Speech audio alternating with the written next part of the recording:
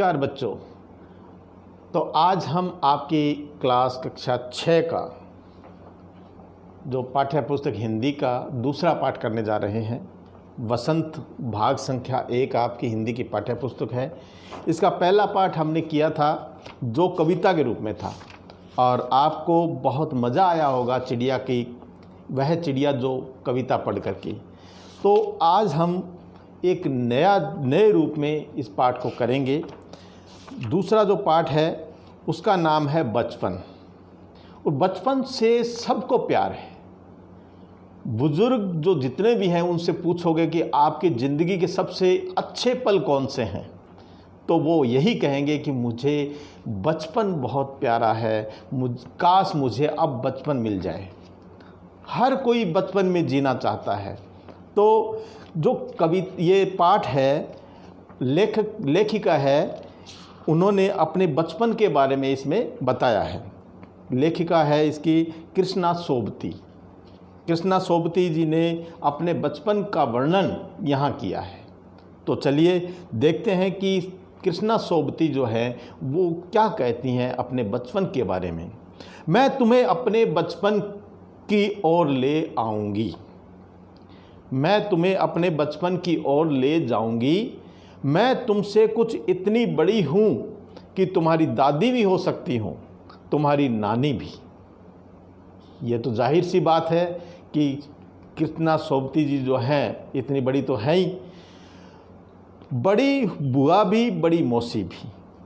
परिवार में मुझे सभी लोग जीजी कहकर पुकारते हैं। हाँ, मैं इन दिनों कुछ बड़ा यानी उम्र में सियाना महसूस करने लगी हूँ। तो जो बड़ा हो जाता है वो सियानी बात करता है, अच्छी बात करता है। शायद इसलिए कि पिछली शताब्दी में पैदा हुई थी। मेरे पहनने ओढ़ने में भी काफ़ी बदलाव आए हैं। पिछले मैं रंग बिरंगे कपड़े पहनती रही हूँ, नीला, जामुनी, ग्रे, काला, चॉकलेटी। अब मन कुछ ऐसा करता है कि सफ़ेद पहनो, गहरे नहीं हल्के पहनो। मैंने पिछले दशकों में तरह तरह के पोशाकें पहनी है। पहले फ्रॉक, फिर निकरबॉकर, फिर स्कर्ट, लहंगे, गरारे और अब चूड़ीदार और घेरदार कुर्ते। बचपन के कुछ फ्रॉक तो मुझे अब भी याद है। लेखिका अपने बचपन के बारे में बता रही है। देखिए, बचपन के कुछ फ्रॉक तो मुझे अब तक भी याद है। हल्की नीली पीली धारी वाला फ्रॉक, गोल कॉलर और बाजू पर भी गोल कफ। एक हल्के गुलाबी रंग का बारीक चुन्नटों वाला घेरदार फ्रॉक, नीचे गुलाबी रंग की फ्रिल। उन दिनों फ्रॉक के ऊपर की जेब में रुमाल और बालों में इतराते रंग बिरंगे रिबन का चलन था। लेमन कलर का बड़े प्लेटों वाला गरम फ्रॉक जिसके नीचे फर टंकी थी। 2 ट्यूनिक भी याद हैं, एक चॉकलेट रंग का और अंदर की कोटी प्याजी, दूसरा ग्रे और उसके साथ सफ़ेद कोटी। यहाँ लेखिका ने अपने बचपन में अपने पहनावे पर दृष्टि डाली है और अपने पहनावे के बारे में बताया है। वास्तव में जैसे जैसे समय बीता है पहनावा बहुत बदला है। मुझे अपने मोजे स्टॉकिंग भी याद है। बचपन में हमें अपने मोजे खुद धोने पड़ते थे। वह नौकर या नौकरानी को नहीं दिए जा सकते थे, इसकी सख्त मनाही थी। हम बच्चे इतवार की सुबह इसी में लगते थे। धो लेने के बाद अपने अपने जूते पॉलिश करके चमकाते। जब जूते कपड़े या ब्रश से रगड़ते तो पॉलिश की चमक उभरने लगती। सरवर, मुझे आज भी बूट पॉलिश करना अच्छा लगता है। हालांकि अब नई किस्म के शू आ चुके हैं। कहना होगा कि ये पहले से कहीं ज़्यादा आरामदेह। पहले जूते जो हैं वो आरामदेह नहीं होते थे। हमें जब नए जूते मिलते उसके साथ ही छालों का इलाज शुरू हो जाता। तो पहले क्या होते थे कि जो जूते होते थे वो सख्त हुआ करते थे, इतने मुलायम नहीं होते थे। तो जब नए जूते आते थे तो छाले जरूर हो जाया करते थे, और जैसे ही नए जूते आते थे छालों का इलाज भी साथ साथ शुरू हो जाता था। यही जो है लेखिका ने यहाँ बताने का प्रयास किया है। जब कभी लंबी सैर पर निकलते अपने पास रुई जरूर रखते। जब कहीं बाहर जाना होता तो रुई इसलिए रखते क्योंकि जब भी जूते लगेंगे तो कम से कम रुई लगाकर अपने छालों को, अपने चोट को बचाया जा सके, दर्द ना हो। जूता लगा तो रुई मोजे के अंदर। हाँ, हमारे तुम्हारे बचपन में तो बहुत फर्क आ चुका है। वास्तव में अब तो ऐसे जूते नहीं आते हैं कि हमारे लगें। हर शनिचर को हमें ऑलिव ऑयल या कैस्टर ऑयल पीना पड़ता। यह एक मुश्किल काम था। शनिचर को सुबह से ही नाक में इसकी गंध आने लगती थी। तो शनिवार को, शनिचर मैंने शनिवार को, ये लेखिका जो है ये बताना चाहती है कि हमें हर शनिवार को ऑलिव ऑयल और कैस्टर का ऑयल पीना पड़ता था। ये उनके जीवन में एक अंग था कि उसको हर शनिवार को ये पीना होता था। छोटे शीशे की गिलास जिन पर ठीक खुराक के लिए निशान पड़े रहते थे, उस पर गिलास होते थे, उस पर निशान लगाए होते थे कि इतनी खुराक हर बार इसको लेना है। उन्हें देखते ही मितली होने लगती थी। मितली का मतलब होता है उल्टी। मुझे आज भी लगता है कि अगर हम न भी पीते वह शनिवारी दवा तो कुछ ज़्यादा बिगड़ने वाला नहीं था, सेहत ठीक ही रहती थी। अपनी सेहत के लिए पीना होता था वो। तुम्हें बताऊंगी कि हमारे समय और तुम्हारे समय में कितनी दूरी हो चुकी है, यानी कि कितना बदलाव आया है। लेखिका ये वर्णन करना चाहती हैं। यहाँ तक कि बचपन की दिलचस्पियाँ भी बदल गई हैं। पहले बचपन में दिलचस्पियाँ कुछ और हुआ करती थी, आज वास्तव में बहुत बदलाव आया है। याद रहे उन दिनों कुछ घरों में ग्रामोफोन थे। लेखिका बताना चाहते हैं कि उसके बचपन के समय में कुछ घरों में ग्रामोफोन हुआ करते थे। रेडियो और टेलीविज़न नहीं थे। जैसे आज टीवी और रेडियो, आजकल तो बहुत कुछ आ गया, ये नहीं थे। हमारे बचपन की कुल्फ़ी आइसक्रीम हो गई। उस समय जो कुल्फ़ी हुआ करती थी वो आइसक्रीम में बदल गई है। अब कुल्फ़ी कोई नहीं लेता है, आइसक्रीम ही लेते हैं। कचौड़ी समोसा क्या बन गए? पैटीज में बदल गए। कचौड़ी समोसा पैटीज में बदल गया है। सहतूत और फालसे, खसखस के शरबत कोक पेप्सी में बदल गए। उन दिनों कोक नहीं, लेमनेड, विम्टो मिलती थी। शिमला और नई दिल्ली में बड़े हुए बच्चों को बेंगर्स और डेविको रेस्तरां की चॉकलेट और पेस्ट्री मज़ा देने वाली होती। हम भाई बहनों की ड्यूटी लगती शिमला मॉल से ब्राउन ब्रेड लाने की। हमारा घर मॉल से ज़्यादा दूर नहीं था। एक छोटी सी चढ़ाई और गिरजा मैदान पहुंच जाते। वहाँ से एक उतराई उतरते और मॉल पर कन्फेक्शनरी काउंटर पर तरह तरह की पेस्ट्री और चॉकलेट की खुशबू मन भावनी। हमें हफ्ते में एक बार चॉकलेट खरीदने की छूट थी। सबसे ज़्यादा मेरे पास ही चॉकलेट टॉफ़ी का स्टॉक रहता। मैं चॉकलेट लेकर खड़े खड़े कभी नहीं खाती, घर लौटकर साइड बोर्ड पर रख देती और रात को खाने के बाद बिस्तर में लेटकर मज़े लेकर खाती। शिमला के काफल भी बहुत याद आते हैं, खट्टे मीठे, कुछ एकदम लाल, कुछ गुलाबी रस भरी। कसमल सोचकर ही मुँह में पानी भर आए। चेस्टनट एक और गजब की चीज़, आग पर भुने जाते और फिर छिलके उतारकर मुँह में। चने जोर गरम और अनारदाने का चूर्ण। हाँ, चने जोर गरम की पुड़िया जो तब भी वह अब भी नज़र आती है। पुराने कागज़ों से बनाई हुई इस पुड़िया में नीरा कागज़ का कमाल है। नीचे से तिरछी लपेटते हुए ऊपर से इतनी चौड़ी कि चने आसानी से हथेली पर पहुंच जाए। एक वक्त था जब फिल्म का गाना चना जोर गरम बाबू लाया मज़ेदार, चना जोर गरम उन दिनों स्कूल के हर बच्चे को आता था। वास्तव में उस समय जो है ये गाना जो है बहुत मशहूर था, बहुत गाया जाता था और हर बच्चे को आता था। कुछ बच्चे पुड़िया पर तेज़ मसाला बुरकवाते मतलब होता है छिड़कना।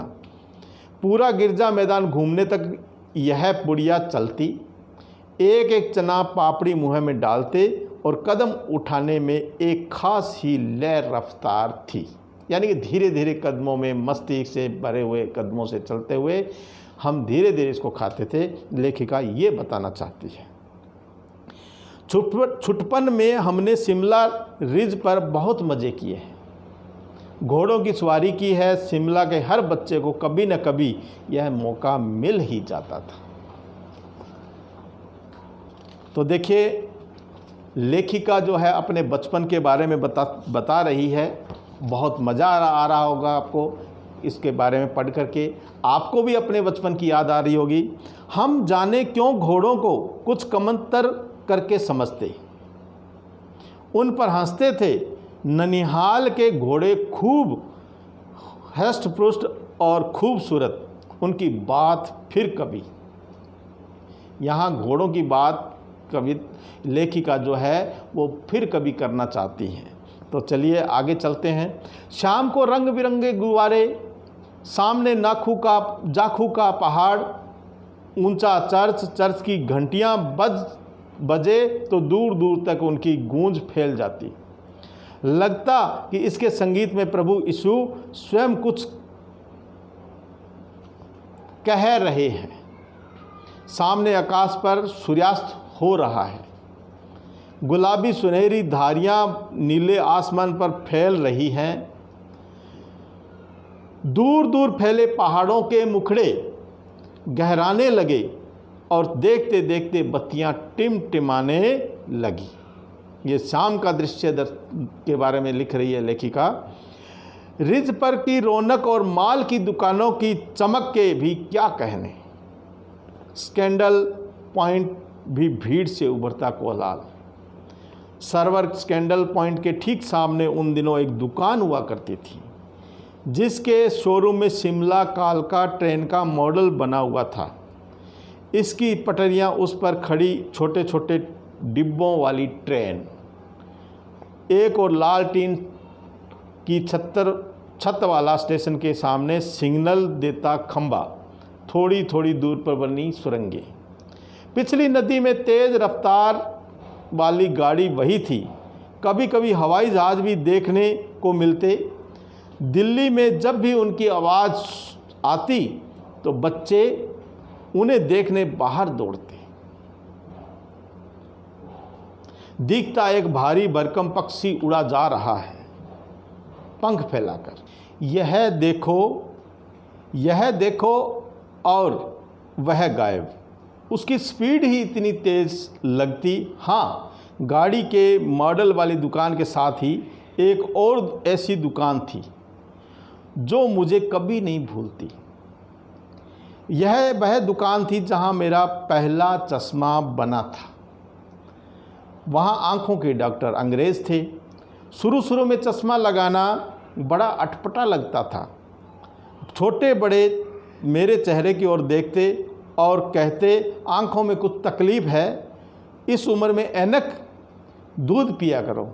मैं डॉक्टर साहब का कहा दोहरा देती, कुछ देर पहनोगी तो ऐनक उतर जाएगी। डॉक्टर यही कहते हैं।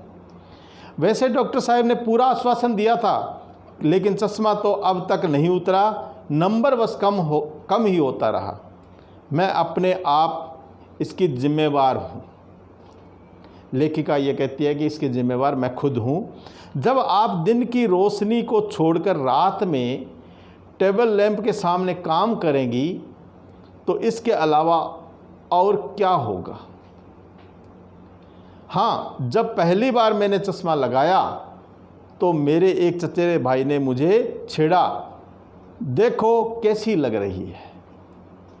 आँख पर चश्मा लगाया ताकि सूझे दूर की, यह नहीं लड़की को मालूम सूरत लगी लंगूर की। मैं खीजी कि मुझ पर यह क्यों दोहराया जा रहा है, पर शेर बुरा न लगा। जब वह चाय पीकर चले गए तो मैं अपने कमरे में जाकर आईने के सामने खड़ी हो गई। कई बार अपने को देखा, ऐनक उतारी, फिर पहनी, फिर उतारी, देखती रही और देखती रही। सूरत बनी लंगूर की, नहीं नहीं नहीं, हाँ हाँ हाँ। मैंने अपने छोटे भाई का टोपा उठाकर सिर पर रखा।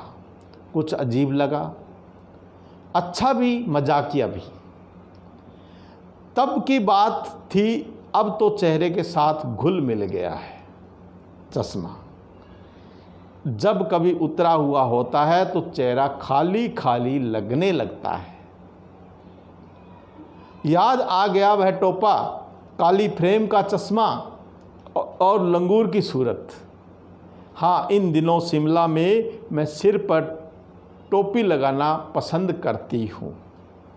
मैंने कई रंगों की जमा कर ली है, कहाँ दुपट्टों का ओढ़ना और कहाँ सहज सहल सुबीते वाली हिमाचली टोपियाँ। तो ये प्यारे बच्चों, ये थी कृष्णा सोबती जो लेखिका है, उसके बचपन की कहानी।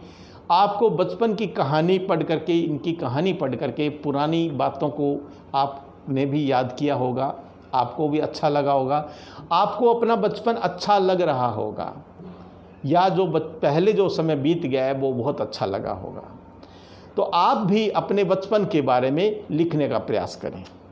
तो चलिए हम इस पाठ में जो प्रश्नोत्तर हैं वो करेंगे, लेकिन उससे पहले शब्दार्थ जरूर करेंगे, क्योंकि कुछ ऐसे शब्द हैं जिनका अर्थ जानना बहुत ज़रूरी है। जैसे श्याना, यहाँ श्याना किसको कहा जाता है कि समझदार को श्याना कहा जाता है। शताब्दी होता है 100 साल का जो समय होता है, 100 साल का जो समय होता है उसको शताब्दी कहते हैं। फ्रिल मैंने होता है झालर। चलन मैंने प्रचलन या रिवाज में जो है। मनाही, अनुमति नहीं होना, मना होना। आरामदेह, आराम देने वाली। छालें किसको कहते हैं आप जानते हो, फफोलों को छाले कहते हैं। मितली मैंने उल्टियाँ, सेहत मैंने स्वास्थ्य, दिलचस्पियाँ मैंने रुचियाँ, कैस्टर ऑयल मैंने क्या होता है गाढ़ी चिकनाई वाला तेल, ऑलिव ऑयल मैंने जैतून का तेल, काफल मैंने एक पहाड़ी जंगली फल होता है जिसको गोरी फल कहते हैं। कसमल खट्टे मीठे। मुँह में पानी भराना मैंने एक तरह से मन ललचाना या स्वाद महसूस करना। बुरकना मैंने होता छिड़कना। खास मैंने विशेष। कमंतर मैंने कम अच्छा, यानी कि पूरी तरह से अच्छा नहीं। हृष्ट पुष्ट का मतलब होता है स्वस्थ या ताकतवर। आश्वासन का मतलब होता है भरोसा। सहजता से, आसानी से। सुविधा का अर्थ होता है सुविधाजनक। तो प्यारे बच्चों, आपने आज जो कृष्णा सोबती की ये पाठ पढ़ा, आपने बचपन की यादें ताज़ा की, तो इसमें आपने बहुत सारी बातें सीखी होगी, पढ़ी है आपने। तो इसके बारे में कुछ प्रश्नोत्तर हैं आपकी पाठ्य पुस्तक में, तो इसको हम देख लेते हैं। पहला जो ये प्रश्नोत्तर है, आपका प्रश्न है वो क्या कहता है, लेखिका बचपन में इतवार की सुबह सुबह क्या काम करती थी। आपको इसी में बताया गया है कि लेखिका जो सुबह सुबह इतवार के दिन क्या करती थी, अपनी बूट पॉलिश किया करती थी। क्या करती थी, बूट को पॉलिश किया करती थी। तो क्या लिखेंगे, लेखिका बचपन में इतवार के दिन सुबह सुबह अपने बूट पॉलिश किया करती थी और मोजे धोया करती थी। तुम्हें बताऊंगी कि हमारे समय और तुम्हारे समय में कितनी दूरी हो चुकी है। इस बात के लिए लेखिका क्या क्या उदाहरण देती है। तो इस संबंध में लेखिका उदाहरण क्या देती है, देखो नंबर पहला उदाहरण ये देती है कि उस समय की कुल्फ़ी आइसक्रीम में और कचौड़ी समोसा पैटीज में बदल गए। और तब कुछ घरों में ग्रामोफोन होते थे, रेडियो और टेलीविज़न नहीं थे, आज वे सभी घरों में है। क्या? रेडियो और टेलीविज़न। लेकिन उस समय ग्रामोफोन ही हुआ करते थे, इसके अलावा कुछ नहीं था। तीसरा जो है उदाहरण देते थे, शहतूत खसखस आदि के शरबत कोक पेप्सी में बदल गई। जो कोक और पेप्सी है ये उस समय नहीं हुआ करती थी, उस समय शहतूत खसखस आदि के शरबत हुआ करते थे। तो तीसरा प्रश्न है आपका, पाठ से पता करके लिखो कि लेखिका को चश्मा क्यों लगाना पड़ा। चश्मा लगाने पर उनके चचेरे भाई उन्हें क्या कहकर चिढ़ाते थे? कि लेखिका की नज़र कमज़ोर थी, चश्मा इसलिए लगाना पड़ा क्योंकि लेखिका जो है रात के अंधेरे में क्या करती थी? पढ़ाई किया करती थी, पढ़ती थी, और इस कारण से उनकी आंखें कमज़ोर हो गई थी। लेखिका के चश्मा लगाने से उसके चचेरे भाई क्या करते थे? उसकी सूरत को लंगूर की सूरत बताते थे। लेखिका अपने बचपन में कौन कौन सी चीज़ें मज़ा ले लेकर खाती थी, उनमें प्रमुख फलों के नाम लिखिए। तो जैसा कि आपको इस पाठ में दिया गया है, इस कहानी में बताया गया है कि लेखिका अपने बचपन में कुल्फ़ी, कचौड़ी, समोसा, गरम चने, अनारदाने का चूर्ण, चॉकलेट और फलों में काफल, चेस्टनट, शहतूत, फालसे, खसखस का शरबत पीती थी और इनको मज़े ले लेके खाती थी। तो आपने ये बचपन की कहानी पढ़ी, आपको अच्छी लगी होगी। और इस कहानी की लेखिका जो है, इसको लिखने वाली हैं, उसका नाम है कृष्णा सोबती, याद रखिएगा। और जो यहाँ आपको बराबर में प्रश्नोत्तर दिख रहे हैं, इनको याद करिएगा, इनको समझिएगा, और इसके बाद भी इस पाठ्य पुस्तक में जो आपने कहानी पढ़ी है, इस तरह की कहानी आप भी अपनी तैयार करें। तो अगले पाठ को पढ़ने से पहले मैं यही कहूँगा कि आप रोज़ाना नियमित रूप से पढ़ना शुरू करें, और जो PDF फाइल है उससे अपने कॉपी में, अपने जो कॉपी है उसके अंदर होमवर्क करें और उसको याद करें, उसको समझें। यहाँ रटने की आवश्यकता नहीं है, उसको याद करने की ज़रूरत है। इसी के साथ जय हिंद।